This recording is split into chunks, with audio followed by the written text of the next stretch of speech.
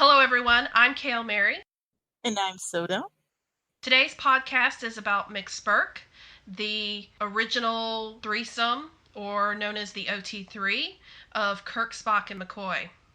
To kick us off on this discussion, I just want to take a moment to talk about what I like about McSpirk and what drew me to the pairing itself. And that is the fact that Kirk, Spock, and McCoy seem to fit better together as a triad than they do as individual pairings, at least from my perspective. And the way I think of it in my mind, or what I compare it to, is sort of like the three legged stool. If you take away one of the legs of the stool, it no longer functions as it was designed, which means that each leg is as important to the stool in order for it to be what it is. And that's how I think of the individual, say like Kirk McCoy, Spock McCoy, and Kirk Spock pairings that make up McSpirk itself, is that without one of those, it just doesn't work as well in my mind. So I think each brings something to the relationship that keeps it healthy and functional. Yeah, I agree with you completely. And um, I've read a post not long ago about why ship them in the first place. Why do fans why do fandoms are attracted to certain ships in certain media? And the post basically argued that um, when couple of characters, or in this case, all three characters, exemplify a sort of emotional energy that is very central to the story, that is kind of moving the plot along, then fans are automatically attracted to it, and that's why they choose to ship it. And I think that the relationship between all three of them, Kirk, Spock, and McCoy, is what is the central emotional core of almost each story of Star Trek, the original series, and the movies, of course. Yeah, that makes sense. Perhaps even more so in the movies than in the show itself. Well, I think in certain movies, well, McCoy was kind of sidelined in some of the movies. But yeah. Well, he was also very sidelined in the show, depending on what the plot was. Yeah, but at least he had some episodes where he like had the time to shine. It's true. One note I will make is that in the original series itself, to me at least, it seemed like Kirk, Spock, and McCoy were together, all three of them, more so than just any two of them in most of the episodes. Exactly. Yeah. Because it always felt like, when you remove one of them, it just doesn't function as well. So I think in this case, we totally have to blame the writers of the show for us falling in love with the idea of Kirk, Spock, and McCoy together in a relationship. Of course, who else would we blame? You could argue that some people just like the idea of two characters together, even if they hardly ever talk to each other in the television show. Oh yeah, of course, there are fans of those kind of ships, but Yeah, well, they'll argue it's like the one moment between the two characters that just sparks the idea that there could be some emotional connection between them. But I would say that the writers of the original series continued to give us those sparks throughout each episode, or most of the episodes. They just kept coming. And so it yeah. felt natural to me that as I started to go through the seasons, I was thinking, well, where's McCoy if Kirk and Spock are on the screen? Or if it's Spock and McCoy, well, Kirk doesn't need to be in this interphase because they can't function without him. Or if it was, Kirk and McCoy just having a good old time, I was like, well, where's Spock to bring, some of the, the humor, some of the humor to the situation so that they can tease him a little bit in that good natured way that they enjoyed. Yeah. I when I started watching the series, I sort of knew that, most people watch it ship Kirk and Spock. It's one of the oldest ships in modern media, in modern fan culture, let's call it. And but the more I watched the series, the more I felt like, yeah, I can see why people ship Kirk and Spock, but McCoy is just as important to the relationship as the both of them, and I really can't see the relationship as well balanced without him. I agree. It's something about each of the characters that is fundamental to the relationship of all three. And you can just see Exactly. that in how close they are, just in the way that they, the episodes were written. They were written as if, these three characters are kind of in each other's personal space all the time. Yeah, and I would even argue that early on the relationship between Kirk and McCoy was just as important as the one between Kirk and Spock became in later episodes. And then, of course, the relationship between Spock and Bones was fleshed out when the writers kind of realized that they accidentally created a really fun dynamic between these two. Yeah. And Do you want to hear my thoughts really quick on the rebooted movies? yeah, exactly. Sure, go ahead. Well, clearly, we don't have as much material to work off of. There have only been 3 movies so far. And the first movie itself was sort of a setup of the crew of the Enterprise. So you kind of had Kirk, Spock, and McCoy more disconnected than as if you jumped in the middle of the original series, and they're all on the ship, and they may be starting out on their 5-year mission, but they kind of know each other already. Whereas the first movie, at least, Star Trek 2009, they're meeting for the first time, and not everybody's meeting everybody else at the same time. So you have Kirk and McCoy who meet first, and then later they find out who Spock is through this hearing, where Kirk has tried to do the Kobayashi Maru. Mm, And yeah. Anyway, so basically they have a very short introduction to Spock. Kirk and McCoy do. Then, of course, the whole thing with Nero and the demise of Vulcan and everybody suddenly being shipped into space to fight this enemy out of nowhere. They kind of have to just learn to work with each other on the spot. So they don't even, by the end of that movie, they don't even really know each other that well, outside of Kirk and McCoy, who seem to have had a steady interaction between their academy years. Well, in the original series, there was also this the hints that Kirk and McCoy knew each other before they both were assigned to the Enterprise, and Spock was the new element in their lives. But because of the age differences, I guess they probably didn't learn together, didn't study together in the academy. They just kind of knew each other through work, I guess. Right. And so then you jump into the second rebooted movie. It's sort of the aftermath of everything that's happened in the Narada incident and how people are coping with it. And again, you don't get a great sense that even Kirk and Spock are that close. In fact, they're far more estranged to each other, or just working together as kind of in a formal way than you see them in the original series. So you can clearly see that Kirk and Spock are not that comfortable with each other, even though, in a sense, they trust each other when it comes to the command of the ship. And then you have McCoy is still Kirk's friend, but McCoy clearly argues with Spock, but just from the fact that he's not in the movie a lot, you don't really know how well he has gotten to know Spock, or if he even knows Spock in the same level that he knows Kirk by that time. And you just kind of have to assume he doesn't. So when you get into Beyond, which is the third movie, you're going, there has to be something more between these three. They're trying to kick off on the 5-year mission. They have actually probably been in space together for a couple of years, working, months and months together on the same ship.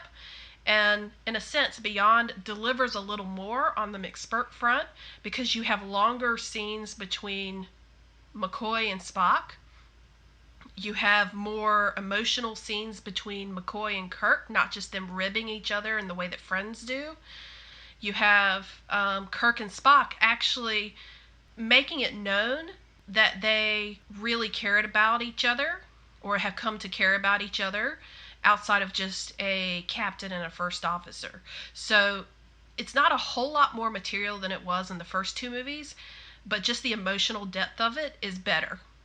But then again, you kind of have the way the relationships are set up in the rebooted movies. You already have Spock in a committed relationship with Uhura, so you can't necessarily say, well, McSpirk is there, but everybody wears rose tinted glasses, right? If they're if they're a fan of a certain ship, exactly. Yeah, ship goggles. Ship goggles. Whether or not Spock happens to be in a relationship at the time or in the middle, like he and Uhura are not in a good spot in their relationship, we're still looking for that material to kind of give us some comfort that McSpirk could in fact exist in the rebooted universe.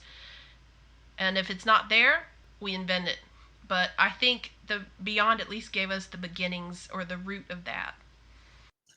I'm trying to think like how would the original series would have gone if we could only see like 3 movies worth of content of the 3 characters, and it would have been a lot harder to present like a really comprehensive relationship dynamic between the 3 of them in just 3 movies. I think even if you take the 3 first movies of the original series, they don't do a really great job of like presenting them as who they are, as their full relationship is.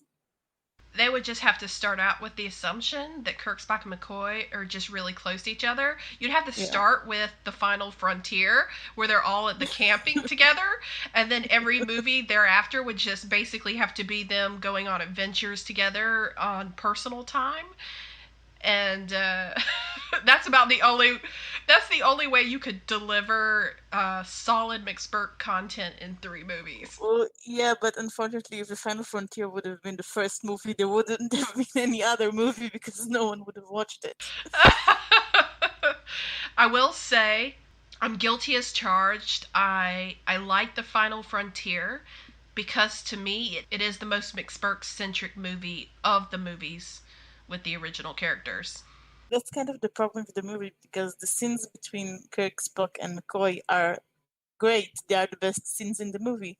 The problem starts when the scenes aren't about Kirk, Spock, and McCoy, and then you go into, I don't know, the weird planet with the stupid bar and the fighting god and all the weird stuff that Kirk that Shatner just pushed in there, and it's really bad. Those parts are really bad. The camping trips are cute, but everything else is terrible. Well, I kind of ignore the rest of that. I watch the camping scene, and then I fast forward to them on the ship together and just, bantering. I then fast forward to them, like, trying to escape Cybok together. The scene in the shaft where Spock is picking them up on the rocket boots, and when when Cybok is trying to do his crazy mind thing to them up there on the deck, the observation deck, I'm just like, I just watched those scenes again and again, basically. I feel like the Final Frontier is not doesn't get enough credit as probably the movie that like treated McCoy as character the most. Usually it's just like a plot device in the other movies. It really doesn't feel like a character. But in the Final Frontier he really was a character. Like he was central to the plot, and we discovered more about him, and it just feels like the movie took him seriously, ironically enough, because it really isn't that good of a movie. Well, he was just doing what he always does, right? He was balancing Kirk and Spock out. Think about the brig scene in The Final Frontier. Kirk is furious with Spock for not trying to, what's the word I'm looking for not unarming his brother, but also for not telling him that he had a brother. And so Kirk really confronts Spock in the brig, and then McCoy's the one who brings them back to reason. Yeah. Yeah. Again, it's really the movie that treated all 3 of them as like equal parts of a relationship, rather than just. Usually, the movies focus on Kirk and Spock, and McCoy is kind of sidelined. Unless he's the one who has the disease and is dying. Even in like the third movie, like The Search for Spock, where he was theoretically central to the plot, he really wasn't. He was just like the vessel in which Spock exists now. He wasn't himself for most of the movie, Well, which kind of sucks. he was there for the witty one-liners. Oh yeah. And also, to be honest, that's sort of Carl Urban's role. He's also there for the witty one-liners, at least in the first and second rebooted movies. It's Beyond that really tries to give him more of a, like you said, more of a purpose as a character than to just be the plot device. I believe you. I didn't. Which, again, is what helps bring more material to that universe so that you can see that Kirk, Spock, McCoy actually do work well together as a triad. Because before it wasn't quite clear. So I think maybe the rebooted movies have a little ways to go to accomplish what we see as the triumvirate of Kirk, Spock, and McCoy. Yeah, let's not get into what happens in the behind the scenes in the reboot movies. But again, ever hopeful, right? So if they do a Yeah. fourth movie, I'm always going to be looking for more moments between Kirk, Spock, and McCoy. It just makes my shipper's heart glad. Okay, so do you want to move on to the list? Yeah, let's. I think we have digressed enough. Let's just hit the first topic. This one's about McSpirk during different time periods. We're just going to stick to the canon universe. Let's just talk about the original universe since we can't even quite get a handle on the rebooted. But I think we could at least talk from the original series perspective. Yeah. So even you know what? Even the alternate series, the alternate universe series is interesting because the old Spock in that series is the same as Spock as the original series, right? He is himself. Nimoy plays his original Spock character. That's correct. Yeah, so I know I have seen a few fanfics around about how that old Spock sort of gets his Kirk and McCoy somehow through some time shenanigans into the alternate universe, and they live happily ever after. Yeah, there are a few of those. There are also ones where we just call him Old Spock, okay? For the Yeah. just for the sake of this discussion. So there are cases where Old Spock, or Prime Spock as some people call him, may have already had a relationship with his Kirk and McCoy in his own universe, and so he sort of brings that emotional attachment with him when he comes into the alternate universe. And he is the reason why the alternate universe Kirk, Spock, and McCoy get together as a couple. Mm. Yeah, I've seen Yeah. many of those stories as well. Sort of like he is the father of McSpirk in the rebooted universe. So he's like the original shipper. Yes. He's like, well, he tells his counterpart, right? He goes, "Let me give you some advice. You are better with Kirk and McCoy." Yeah. Essentially. I'm sure he doesn't put it that way. It has to sound very logical. He draws a graph. So, going to the original universe, Soda, what is your favorite headcanon for McSpirk as far as a time period during the canon universe? Well, you see, because the first movie, the motion picture, kind of complicates things because I can see them getting together in the original 5-year mission, right? But then you have the motion picture, which basically tells you that after that 5-year mission ended, they just split ways for unknown reasons that I don't think were ever really explained. And then you are kind of forced, if you think about it, logically, about getting like alternate universes into the mix, that they have to have gotten together, definitively during the movies. I actually think of the motion picture is evidence that they probably had some sort of very strong emotional relationship during the 5 year mission. And as happens with sometimes with relationships, something happens to break them apart.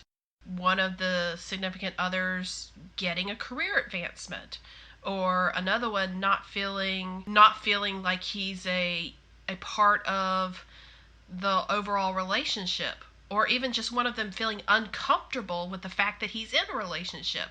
And so I like, in my personal headcanon, to think that maybe they were testing the waters of a relationship in the 5 year mission, and then it's new and there's uncertainty and something goes awry.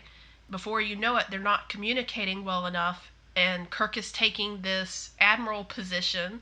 Spock is going off to his home planet, and McCoy is saying, to hell with it, I'm just going to retire. I like to think of the motion picture as bringing together three individuals who, for some reason, had broken up, if you will, and had issues that they didn't resolve, and so it kind of drove a wedge into their relationship.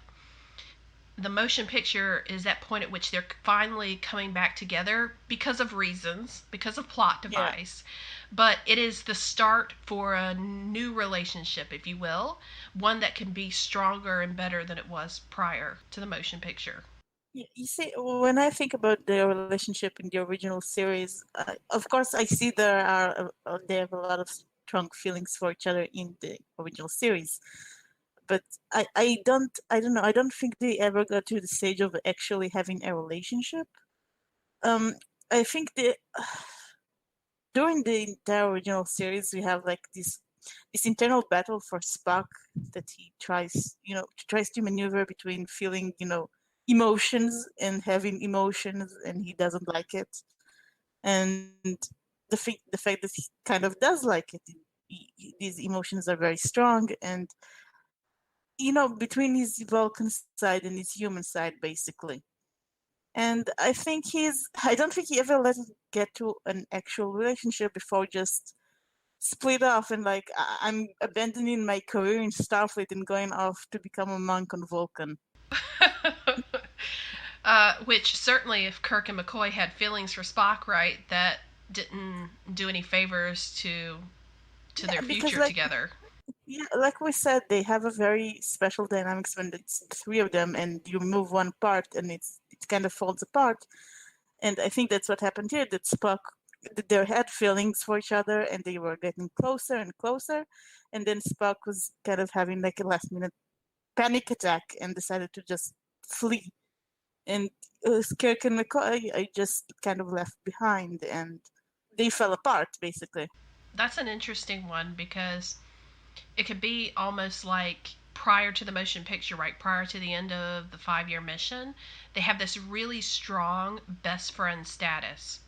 Sort of like Kirk and Spock are best friends, Kirk and McCoy are best friends, and even though they may not admit it, probably Spock and McCoy are very close as well, if not best friends. Or their friendship is so strong that to have one of them suddenly break loose from that relationship splinters the rest of it, such that Kirk and McCoy actually can't recover what is left.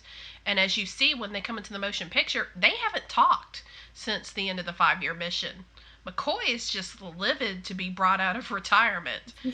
And he's like, why are you reaching out to me now? Why are you doing this to me now? How long has it been? You can see that, yeah, without Spock, something doesn't work. Exactly, because I think Spock is just the most likely to, live first. The first sign of feelings, because I don't think he has a lot of experience with them. And I mean, we know he doesn't have a lot of experience with feelings. Probably doesn't have a lot of experience with romantic relationship either. And he just probably he got scared that this is kind of taking over his logical side.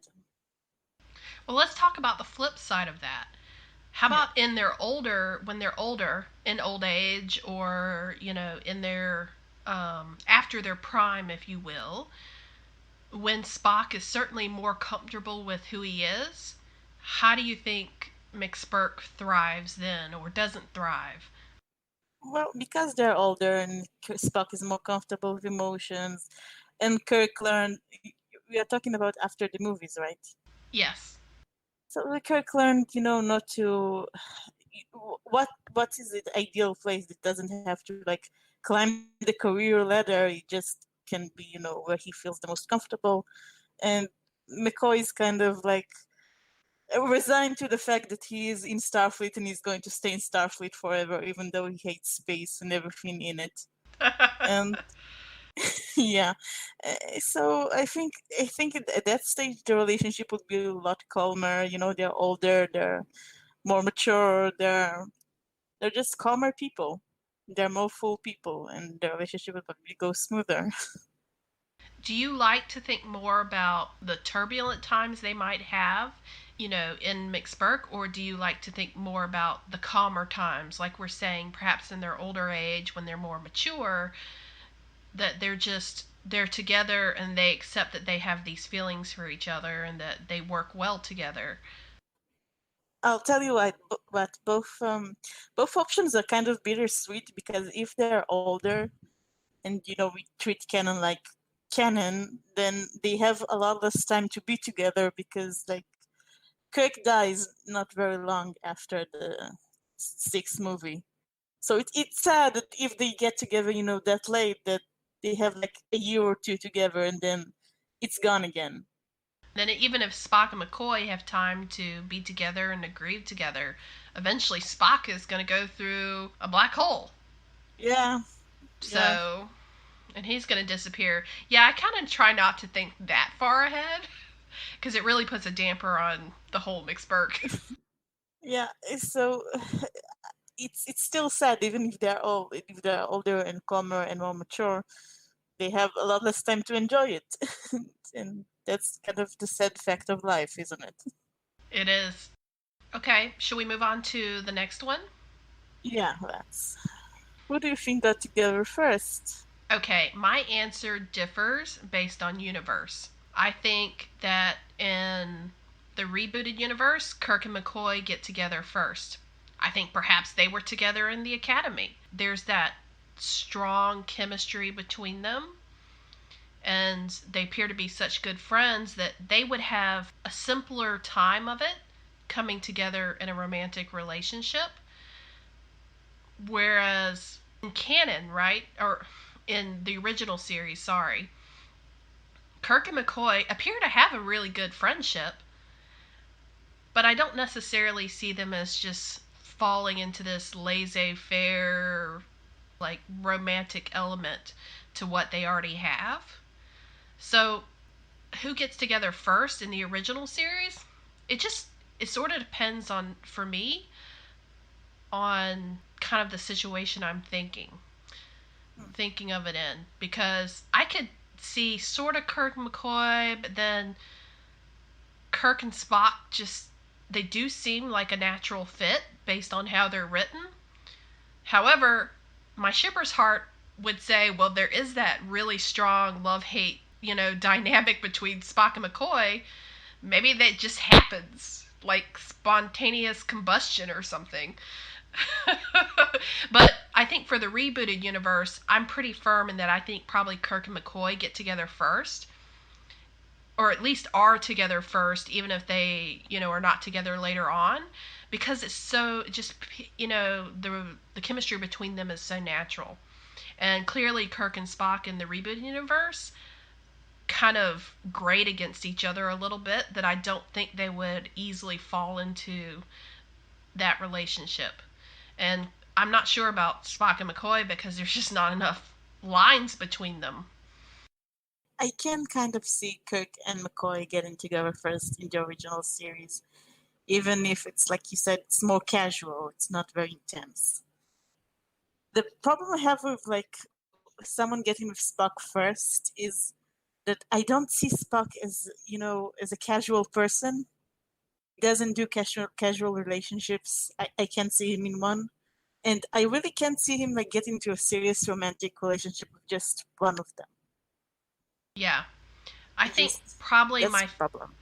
I think probably my favorite fan fictions are where it's Kirk and McCoy pursuing Spock, trying to talk him into adding this emotional element to their closeness. Whereas Spock is kind of like reticent about it, sort of like, I guess it could be logical, but you gotta let me think about it. Yeah. On the other hand, I have a guilty pleasure of reading stories where, say, Kirk and Spock are together for reasons. Let's just say they got mind bonded or something like a trope or a plot Yeah. device, and they're together for reasons, have been for a while, and are pretty stable. But they both feel that missing element, which is McCoy. And so I really also like stories where they're courting McCoy as well. For me, it kind of depends on how I'm approaching it at any given time. But I will say, I think, at least as far as Spock and McCoy getting together first, that's probably the last one on my list. Yeah, because Spock and McCoy have a very unique dynamic where they like each other, but they act like they hate each other. And I can't see them doing the flip without like Kirk providing some aid in some way. And I think my favorite approach is that they all get together at the same time. I don't think that there's like first two of them become a couple and then they rope the third one in. I like more the approach that they all get together at the same time. Though I do admit I really like fics where it's like someone manages to turn them upside down and like Spock realizes that they all three of them work super well together and he just kind of makes Kirk and McCoy kind of realize it too, and he's the catalyst. It's really interesting to read about. Well, I mean, if we're being upfront here, clearly the best solution is they all to get together at the same time. I mean, I was taking it from the approach of which dynamic of the whole thing happens first. But, in my heart of hearts, yes, I am totally with you on this, Soda. I think they should all three come together at the same time, kind of like a unanimous decision that, hey, I think we have something here, even if we're not certain about it, maybe we should give it a try. Because when I think about relationships, say, in the 23rd century, I feel like having more than two people together is not a problem. So it wouldn't be as awkward to say, well, maybe the three of us should try, being a couple as opposed to, just two of them being really close and then trying to bring in the third. So in my heart of hearts, yeah, I'm totally with you. I like that a whole lot better than just, two of them bringing in another. But there again, there's some guilty pleasure there in seeing how that works or how someone writes that situation. Like I said, if I had to pick like a couple that get together first and then the third one joins in, I actually think that like Kirk and McCoy had a casual relationship sometimes in the past, and then kind of realizing that A, they have feelings for each other, and B, they both have feelings for Spock is something that I do kind of like. But I still believe that all three of them getting together at the same time is like that makes the most sense. Well, this is where I'm going to fall back, like in the the rebooted universe, on old Spock telling his counterpart, you know what, this makes sense. Just go do it. Just Yeah. go talk to Kirk and McCoy, and realize that they're your people. Yeah, that's another one of my favorite scenarios for sure. Okay. Well, it would be easier if they had some in the original series if someone were to like come up and tell them, yeah, in some other universes you work really well together. Maybe you should give it a try in this universe too. Yeah. Well, hey, that kind of leads us into the next topic. So, which is talking about like friends to lovers and other tropes. How do you feel about the matchmaker trope? Mm, I think it can be done well, but I hate it when the matchmaker kind of feels too much like the author insert. You know, like when they're way too invested in the characters getting together to a really weird point. Like, I know I'm as a reader am very invested, and I know that the writer is also very invested, but it kind of it looks kind of weird when the character itself is overly invested in it. Well, I find it just hilarious. And as someone who writes these kinds of stories, I like to do the matchmaker trope sometimes because I think it's just funny. Especially in the situation where the matchmaker is trying to get the three of them together and doesn't know that they're already together. Oh, that's funny.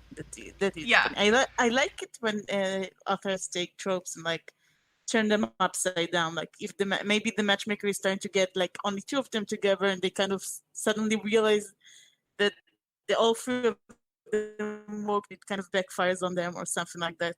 Or like you said, when they try to get them together, but they already are together. And yeah, I like that. I like it when tropes get turned upside down. If we're talking about the friends to lover situation or the trope, I think going back to your point on Kirk and McCoy, they fit really well in this one because whether you're talking about the original universe or the rebooted universe, they're friends.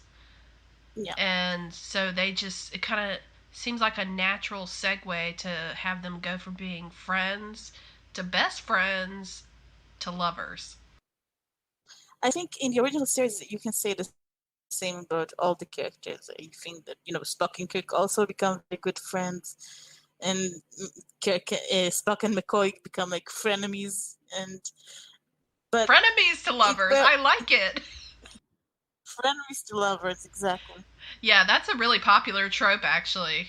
Isn't that sort of the plot of every Valentine's Day movie, where you have two people who think they really, really hate each other, and then because of circumstances, they get thrown together a lot, and then they get to know each other, and suddenly they kind of like each other, but they don't want to admit it, and then before they know it, they've fallen in love. Yeah, it's a popular trope in a lot of romantic movies, especially comedies, because it just lends itself to comedy when two people who hate each other suddenly fall in love with each other.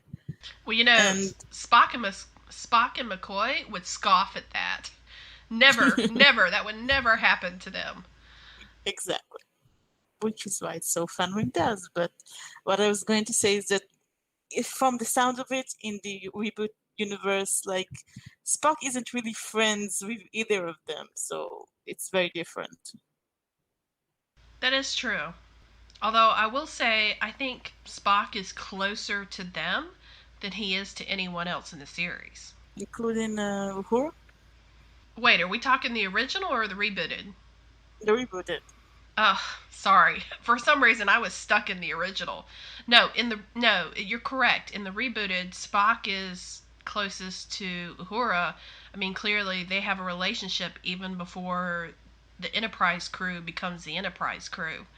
So there's really, actually, in terms of canon, there's sort of is a friends to lovers situation. Yeah. Yeah. To be honest, when it comes to writing McSpirk in the rebooted universe, you really can't get around not dealing with Uhura and her relationship with Spock. If you ignore it completely, then you're basically writing your own alternate of the alternate. Somebody has to kind of address that, oh, well, they just broke up for some strange reason, and Spock finds out he's in love with Kirk and McCoy, and end of story. They're all happy. It actually is kind of a trope in itself, a jealousy trope in the rebooted universe. Yeah, how do you feel about jealousy tropes, actually? I don't like them.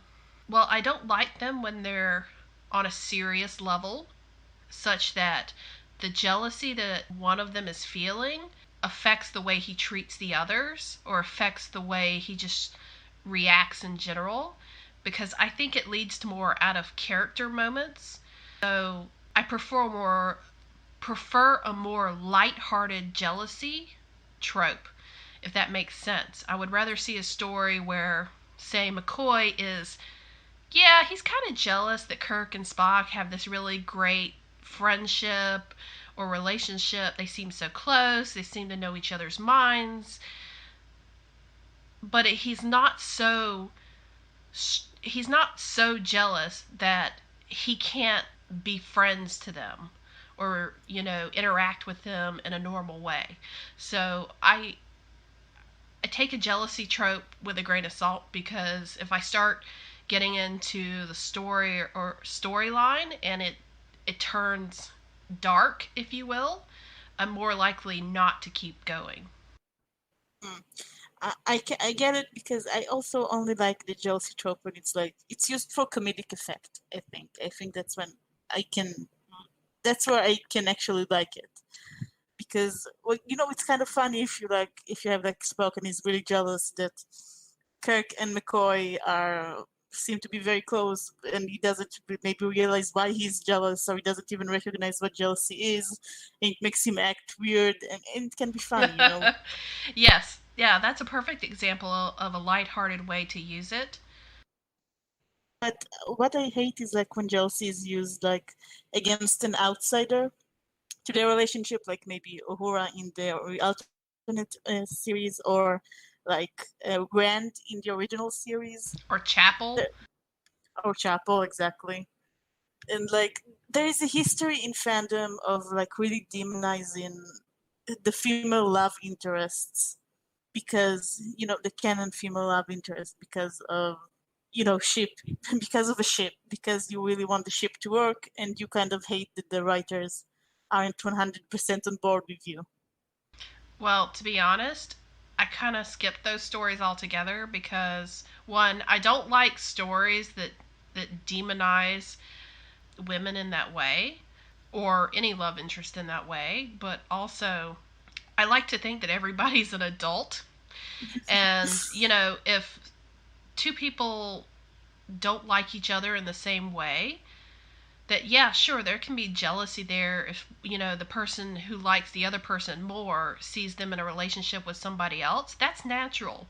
But it doesn't have to be negative in such a way that they're out of character. That's what I said, back to those out of character moments, because to me, I think the Enterprise crew, just most of the Enterprise crew, they're pretty mature and have to do their jobs. So Yeah, I like to think that they handle their personal relationships in the same way that they handle their work relationships, and that there's no ugliness going on just because the author thinks it's dramatic. Do you have another favorite trope when it comes to McSpirk? I'm trying to think. Can I tell you one of mine? Yeah, of course. Okay, so this is another guilty pleasure. I like tropes where McSpirk is kind of forced to happen. Hmm. And I don't mean that in a not like one of those aliens made them do it ways. Yeah, They're kind of forced to acknowledge the fact that they have feelings for each other. yeah, I know what you mean. That's definitely one of my favorite tropes when it comes to McSpirk. I also like the trope where it's another one of those, they're kind of forced together, but it's with the mind melding.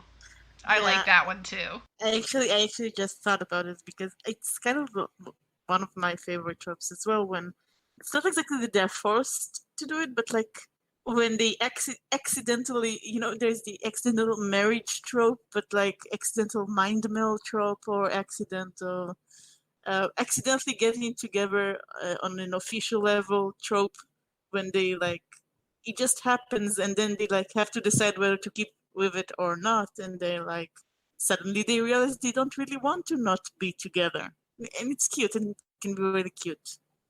It can be super cute, that's for sure. I'm glad that we seem to be of the same mind on a lot of tropes. So let me ask you about this one. What do you think about fake dating or fake marriage tropes? I kind of like them.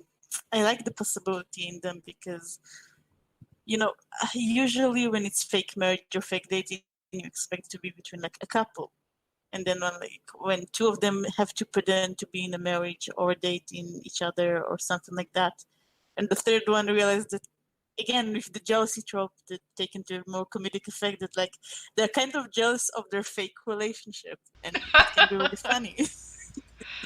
Yeah, exactly. I mean, face it, when it comes to jealousy, right, you have three people in one relationship, or a relationship that is as dynamic as the one that would be between Kirk, Spock, and McCoy. It's natural that there's going to be some jealousy between them, and whether it's before they get together or even when they are together. And so I don't think jealousy in itself is a bad thing. I think you can be portrayed in a natural way. But when it gets into the demonizing and the out of character Yeah. stuff, that's when it's not really a trope anymore. It's well, it is a trope, but it's the wrong use of the trope in my opinion. Exactly. And I think, yeah, I think there's a difference though between being jealous, before the relationship and being jealous during the relationship, because then it touches on the how to balance a relationship between three people, and like maybe one of them feels a little left out or something like that. Mm-hmm. I'm trying to think if there are any more tropes that I really like with the McSpirk. I think my favorite trope of all, and I mentioned this, is probably forced to face their feelings. Hmm. That's what I'm going to call it, because you can Yeah. use it in so many different situations. It could be a physical situation. Maybe they get trapped together on a ice planet.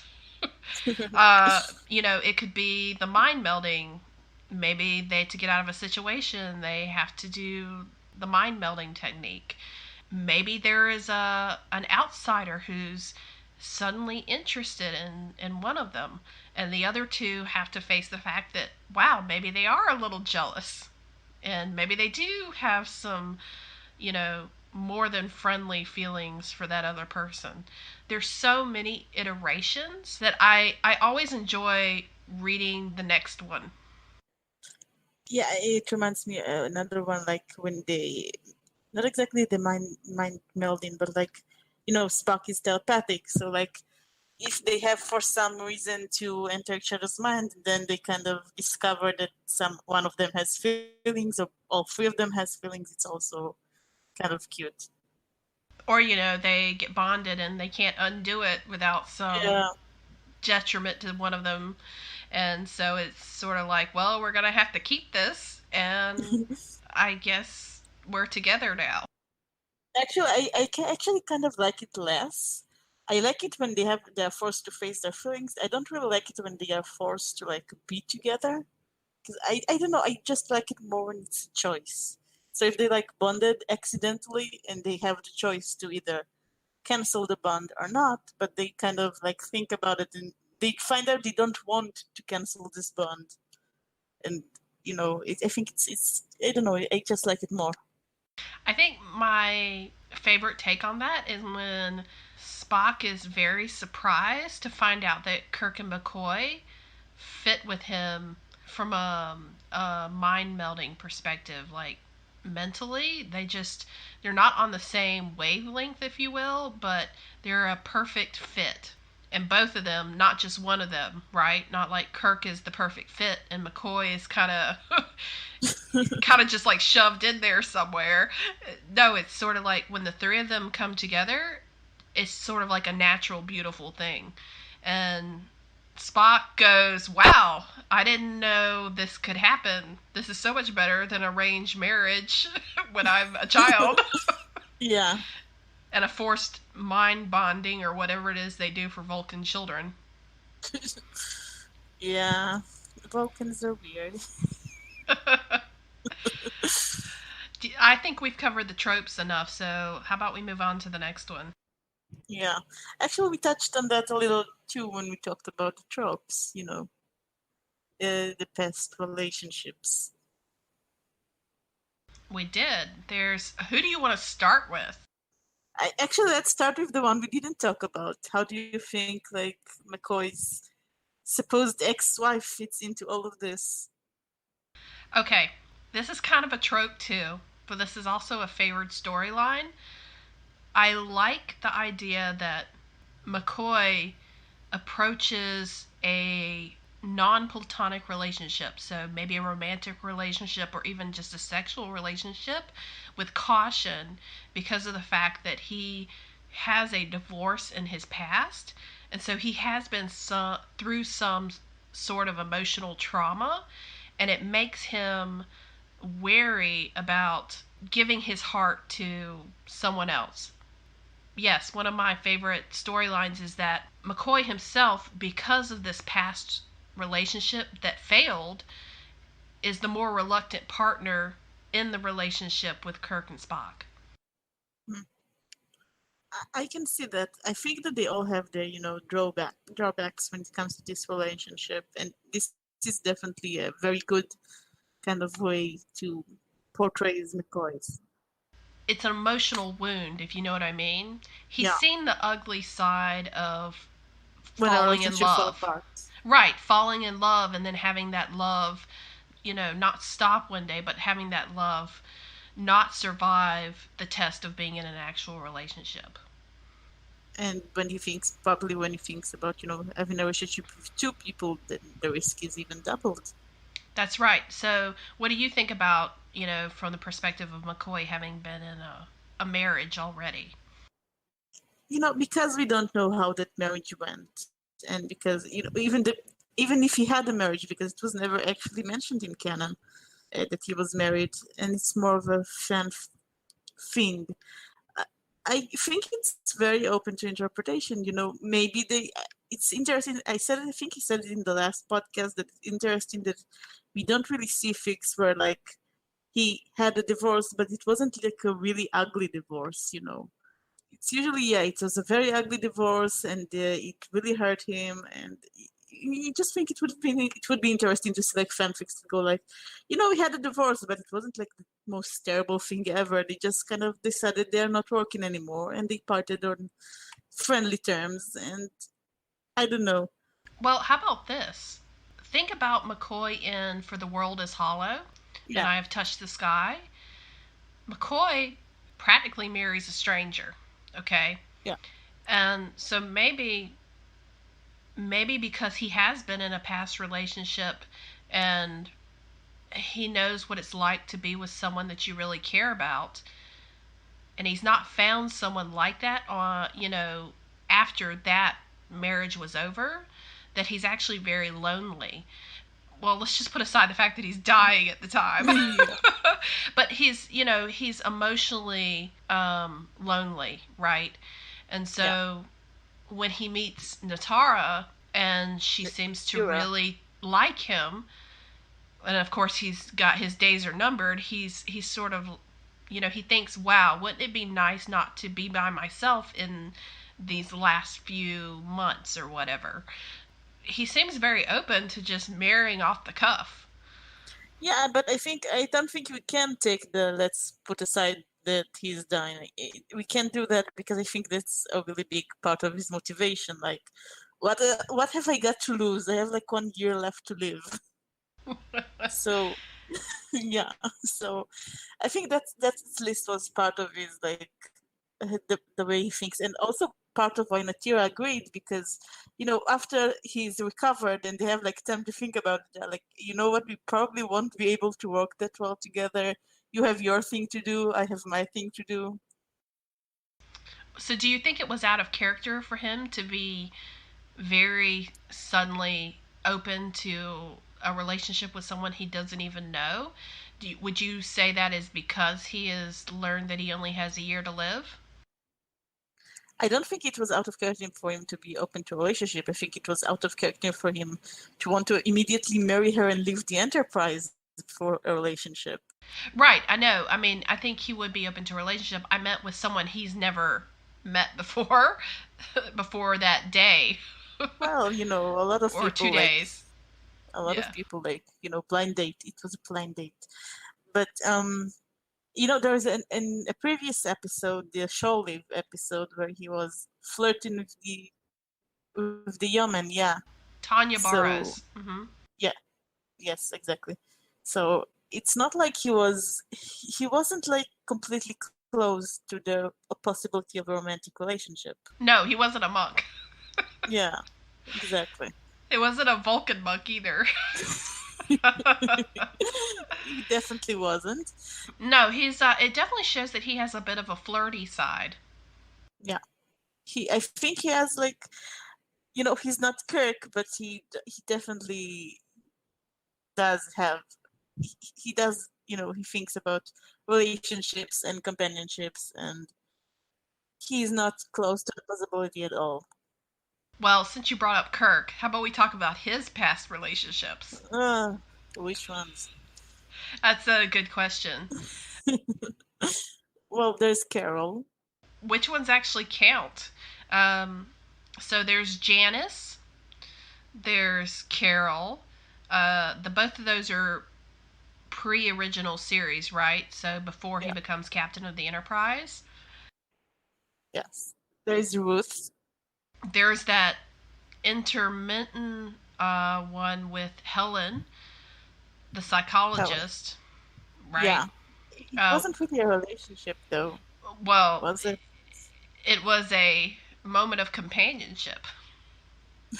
Okay, let's call it that. Um, there is Ruth, which I find interesting, because she didn't really appear in the series.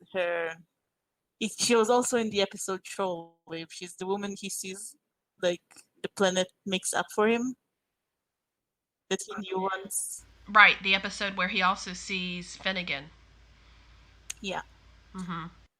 And like the interesting part about her is that supposedly the way he sees her is the way she looked when he knew her, right? Right. And he says he hadn't seen her in like 15 years. And she appeared to be around like his age, 30 or something like that. Well, that Like was just the 15 years. actress. Well, yeah, but 15 years ago he wasn't 15. He wasn't 30, which is like, it's interesting. It's interesting to think about what that implies. I take that to mean that the actress they cast is older, and they probably didn't think about casting a younger actress. I don't necessarily buy into the idea that maybe Kirk was with an older woman when he was a teenager. I don't think he actually was in a relationship with her, actually. I think it was like a teenage crush he had on like a teacher or something. Well, that's true. Well, how about we just talk about his relationships in general? I mean, because there's a common theme with them, right? They never work out. Yeah. Well, the common theme is he actually says it himself in like, the uh, naked time. Yeah, the naked time, where he gets infected and he starts talking about how he can never have a relationship because he's basically married to his job. Yes. The ship is his wife, and she takes and takes and takes. I think as part of the naked time when he's having that breakdown, so to speak, and he's talking about Enterprise being married to the Enterprise, in the same moment he's also saying he will do anything for her. While I think on one hand he regrets that, he doesn't have a relationship or cannot have a relationship with a woman because his career and his ship are so important to him, he can't let the ship and the career go. I think he's not like, he might be sorry about not being able to have a relationship, but at the same time, like, it was his choice. No one is forcing him Exactly. to be a captain, and he loves his job. Right. So in the naked time, when it comes down to him trying to get control of himself, he always chooses the career, the ship. Exactly. Right. Yeah. He's not just gonna decide to be crazy and go off and find somebody to be with when the ship is on the verge of crashing into the planet or whatever it is. Yeah, and I think the reason his relationship with Carol failed was exactly the same reason. They were on different career paths, and neither of them really wanted to leave their career for a relationship. Their career is more important to them. And it's very similar with Janice, actually, even though she seems to blame Kirk for the end of their relationship. It is said that the career was more important to both of them. She was just also jealous that he was a man and seemed to have more career advancement than she did. And so that kind of made the ending of their relationship not as amicable as it probably was with Carol. Well, yeah, but the thing is, Discovery kind of like ruins this theory that captains can only be men. It So does. I think she really was more like she really was mad that like being a captain meant you can't really have a relationship rather than being a captain meant you have to be a man.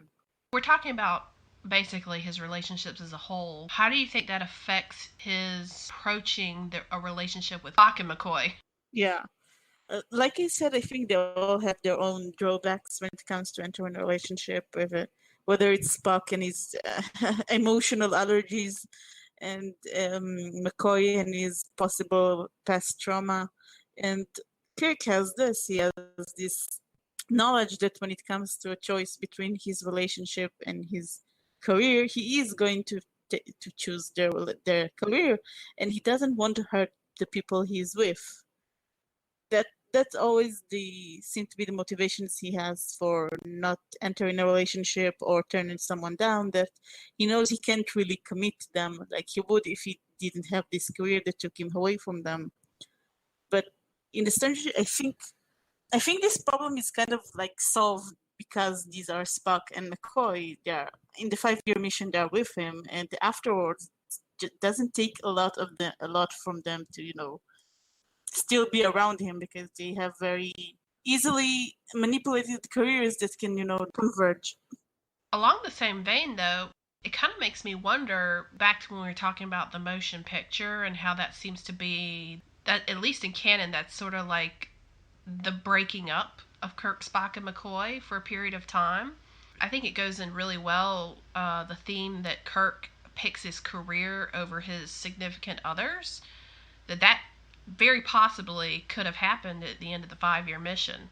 He may be close to Spock and McCoy, and they may mean a lot to him, but at the end of the day, he's going to advance his career to an admiral, as opposed to staying in a ship where they all have careers that keep them close.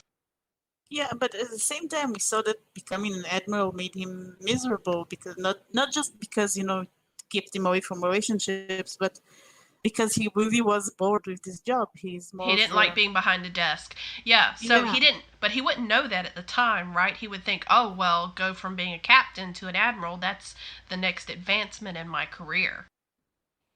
yeah. But uh, again, we saw, for example, McCoy and Spock leave their career entirely for different reasons. So I don't think it would be like too out of reach for them to make the sacrifice and go with him. I think my favorite story, or one of my favorite stories, is so like everybody has their reasons for kind of like breaking off the relationship at that point. Kirk decides to advance his career. Spock decides to be the Vulcan monk. Yeah. And McCoy is just fed up with the whole thing and probably feels like, he's going to be by himself, being left behind, so he just retires. So you see, in here, I think that's why I think Spock is the catalyst for the breakup, because becoming an admiral, I don't think it would have been like a death sentence for the relationship. And McCoy retiring, I also think wouldn't have been a death sentence for the relationship. But Spock becoming a monk, you can't really reconcile a relationship with becoming an emotionless monk. It doesn't work together.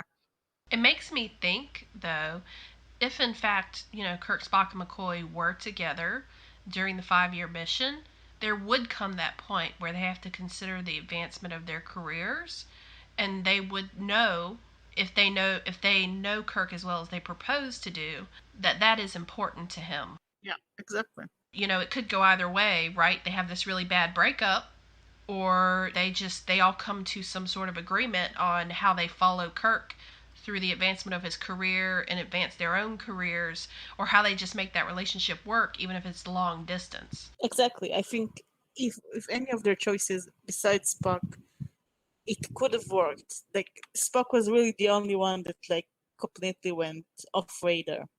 Well, that brings us to Spock then. Yeah. Believe it or not, he has some past relationships. And they differ between universes. Yes, they do. Let's stick to the original series first. Yeah. So let's just talk about T'Pring really quickly. T'Pring is the arranged past relationship. And it's clear that Spock and T'Pring are not emotionally connected in the least because they haven't seen each other since they were children. T'Pring at least has no issue with making use of that part of the right that allows for her to escape the consummation of the marriage. There's really no love lost between Spock and T'Pring. So when I think about it as his past relationship, that part in the Amok time where he goes, "She is my wife," and everybody just stops on the bridge and stares at him, like, "What? Yeah. You have a wife? You don't tell us about your wife?" But the truth is, she's not really his wife, right? Not in the emotional sense. Well, he says himself that they had a ceremony that is like more than a betrothal and less than a full marriage, and it's kind of a cop out. Let's face it, he said it's my wife because they wanted like a dramatic ending for the commercial break. Yeah. So when I think about Spock and T'Pring, I don't get the sense that Spock is in any way affected by the fact that he had this, quote, marriage to T'Pring up to a certain point before it becomes annulled. Yeah, I don't think he was invested in the relationship between the both of them, but I think he kind of looked at this, this arranged marriage and him marrying a Vulcan as like something that will make him, more acceptable in Vulcan society. And he was a little bit sad when the marriage didn't turn up because, it was another way in which he was the weird one, the outcast. It's true, but you notice that T'Pring, part of her argument at the end to Spock on why she did what she did, is that if for some reason she was still his wife, he would never be home. He would be off in space. I don't remember it being part of her argument, actually. He asked her what her logic was for choosing Kirk. She said he was very famous and she didn't want to be the wife of a famous Vulcan. Right, but why did she pick Kirk? And she was talking about the scenarios, right? In the event that Kirk died and she was still with Spock, part of her argument was that if she was his wife, he would not be there. She said that if Kirk won, he wouldn't want her. And if Spock won, then nothing would change. It would still be the same, so she wouldn't lose anything. And I took that to mean that he would still have his career in Starfleet, and essentially nothing would be different for her than it was prior to him coming into his Pon farr. So for her, it's like we don't need to have the emotional connection of a marriage, in a marriage, because it would still be this half marriage, even if I became your wife. Well, she did have this like Vulcan boyfriend whose name I forgot. Well, yeah, that's right. She said she would still have Stan. Yeah, Stan. Stan. Whatever. Yeah, I don't think it was like, well, they're Vulcans. They don't even want to admit there are emotions when they clearly have those emotions. And her logic was like, well, I want Stone, so I'll make you fight your best friend, and if your best friend wins, then he wouldn't want me. And if you win, then nothing would change. And if you lose, and if you lose and he doesn't want me, then I can have Stone. I don't think like Spock being there or not is really a factor because she doesn't like him anyway. And I really think that he thought of his relationship with her as more of an acceptance sort of thing because if he has a Vulcan wife that he married because it was logical and their parents arranged it, so he's more Vulcan. I was just thinking about it from the perspective of, Spock actually got married to T'Pring or had her as a wife. He's not going to come live on Vulcan to produce little children. He's got a career in Starfleet, and she's not going to go with him to be part of his career in Starfleet either. In a sense, yeah, nothing changes for her. She has Stan. Yeah. Would she cheat on Spock if she was married? I have no idea, actually. We don't know how Vulcans think of adultery, right? Do they even have a thing like adultery? Maybe, maybe not. Who knows? Can we talk about, really quickly, now that we're off the topic of T'Pring, how about the one time Spock says he was happy? The planet with the spores. Yeah. And Kalomi, or whatever her name was. Yeah. who was clearly interested in Spock where he was not interested, but then when he was sprayed in the face with these happy spores, he suddenly was, completely non-Vulcan, hanging upside down from a tree, making out with this woman that before he had rebuffed. And yet at the end of the episode, he mentions that there was a moment where he felt happiness.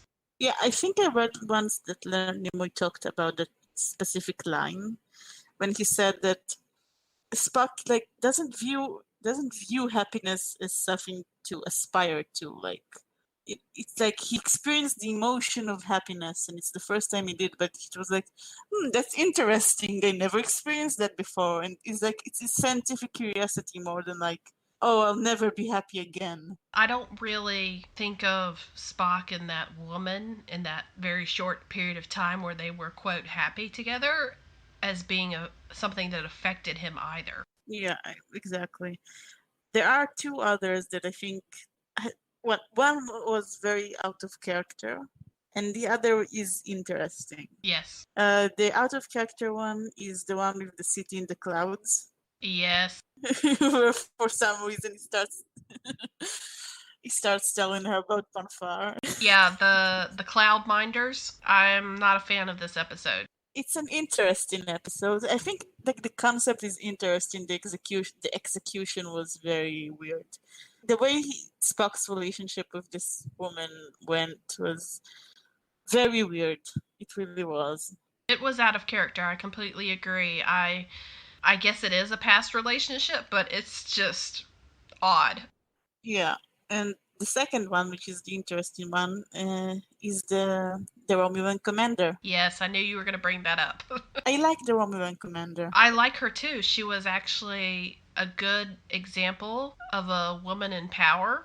We don't know if it was a male-dominated like Romulan army, but it was good to see someone in that position in the original series. However, it kind of threw me for a loop when she was suddenly very interested in Spock. But he did take advantage of that. Yes. I think it was like a general interest in Vulcans. Like in the next generation, we see like that Vulcans and Romulans are very interested in like having some sort of relationship with each other. I think she saw Spock as a curiosity. Exactly, because not only is he Vulcan, he's also part human. Right. And like he can both relate to her and the humans, and it's very interesting. So how do you think he approached that seduction? This situation necessitates that I distract this commander? Or do you think it's not going to hurt to try this? And I actually kind of seem like I know what I'm doing. It was interesting. I think it's kind of a mixture of both. I don't think Spock has an experience in romantic relationships. It seems out of character if he had. He's very cool about it, right? He's not standoffish like he is with Kalomi in that Happy Spore episode, right? Or even when Chapel pitches him during the naked time and talking about how much she likes him. There's that moment where he's very uncomfortable, yet he displayed none of that when he was with the Romulan commander. I think part of it is because he had a mission in mind. Like with Kalomi and Chapel, it was like it's a very uncomfortable situation because they want something and he doesn't. With the Romulan commander, he has a goal in mind, and I think part of his like coolness is he's generally a cool person, yeah. But also, I think he kind of watched Kirk enough times to know what to do in that situation. You mean how to charm someone of the fairer sex? Exactly, how to charm someone for ulterior motives, let's call it. And well, of course, there were some parts that he didn't learn from Kirk, the old finger makeout thing, probably. Mm-hmm. Of course not, but you have to wonder, where did he learn that? That's also an interesting question. And I think by the end of it, he even himself was kind of surprised about how into it he got, because he don't think he was completely emotionless the entire time. Just thinking about Spock's relationships in general, I personally have to conclude that I don't think Spock would initially be all that comfortable being in a relationship, in a romantic relationship with someone. Yet it's very interesting that Fanon, at least, likes to portray Spock as being super cool, even in a romantic relationship, and kind of just owning the fact that he feels these emotions for these other individuals. I think that the moment Spock kind of accepts that he has emotion, he does become cool about it. Like in the movies, we saw it. Right, an older Spock. I'm thinking about Spock during the 5-year mission. Exactly. So I think that's the point, that when he finally accepts that he has emotions and that they're part of him, he becomes more cool about it because he accepts it basically, so he doesn't have to freak out about it and like try to squash it down or something. Well, what do you think just having past relationships in general does for McSpirk itself?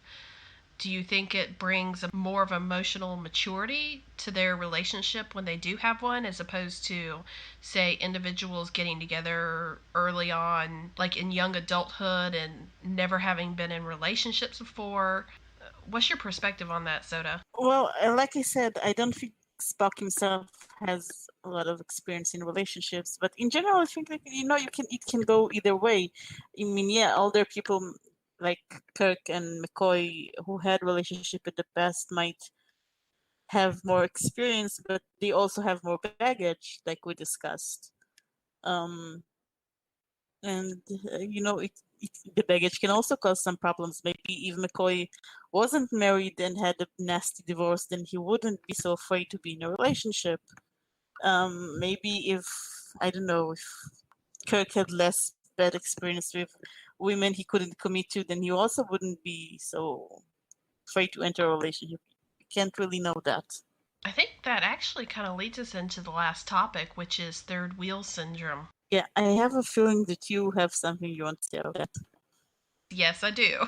What I want to say to start off with about third wheel syndrome is I am not a fan in any way of third wheel syndrome. Maybe you should explain it a little bit. What is Yes, third world syndrome? the way you can tell that third wheel syndrome is happening is when someone is writing, say, a McSpirk story, but it's more heavily geared towards one of the dynamics of that relationship than the others. The most common, of course, being that Kirk and Spock are in this intimate, close relationship, and McCoy joins them, right? But Yeah. he's not an equal in the relationship. So that's what third wheel syndrome is. It is about having 3 people or more, technically, in a relationship such that some of them in the relationship are not equal to the other dynamics that are going on, and it's to a lesser extent, right? They're lesser than their counterparts or their partners. This is not a good thing. It's not healthy for any kind of functional relationship between 3 or more people. But it's also a very easy thing to fall into if you feel more strongly about one dynamic as opposed to another dynamic. And I've not just seen it with Kirk and Spock, right? Kirk and Spock being really strong, and then McCoy just somehow coming into the relationship, maybe because he carried the Katra in his head, or Yeah. because he happens to just like both of them and they are kind of interested in him. I've seen it a lot with actually Kirk and McCoy in the rebooted universe, because Kirk and McCoy just seem to have this really natural chemistry, strong friendship. And then Spock just kind of meanders into it, maybe because Kirk is sexually interested in him, or because they just bring him in out of pity. I don't know. I've seen some of the stories where what it does is it leaves you with a bad taste in your mouth by the end of the story, because you feel like the partner in the relationship who is the third wheel at the end of the day is not going to be as appreciated, loved, or supported by his partners in the way that he deserves. Yeah, I've seen sometimes that the relationship is written specifically like that. Like there are two which are the main couple, and the third one is like a casual partner of the two of them. Especially, Spirk and McCoy being the more casual partner. There have been ones where Kirk is the casual partner because Kirk is the one who's not really committed in a relationship, right? He has that commitment issue going Yeah. on, or he's just more interested in his career. So, say for instance, if Spock and McCoy are in a relationship, Kirk just kind of pops in whenever he feels like getting together with them, just whenever, right? He's kind of like it's like a revolving door. Kirk the revolving door. That's not a good thing. Actually, I feel like this is actually kind of out of character for him, at least in the It's not original in the series, you rebooted, know. because in the rebooted, I think we talked about this in the last podcast. Kirk is kind of portrayed as someone who is, well, not only a womanizer, but someone who has a very hard time having intimate relationships with people. Mm. It would make sense in that context, but in the original series, I think all we've seen of Kirk implies that he only has serious relationships. I don't think we ever seen him like doing casual. In the rebooted universe, you only ever see Kirk in casual companionship that he has on and off with strangers. Yeah, you know, yeah, I can see him doing like maybe a casual relationship in the sense of like, you know, how can I say it nicely? You know, a casual but casual but a steady partner. You know, when you don't really have a romantic relationship, but you do meet up from time to time and stuff. But I can't see him like having like one night stands and.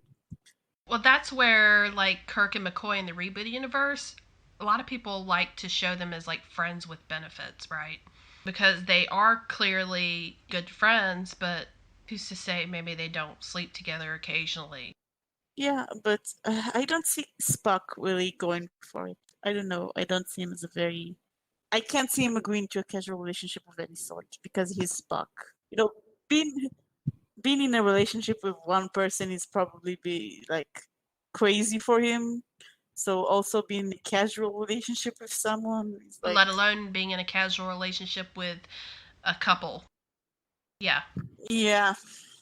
No, but if you're talking about like him and McCoy being together and Kirk being casual I was partner. gonna say that it's good. Isn't that Spock himself?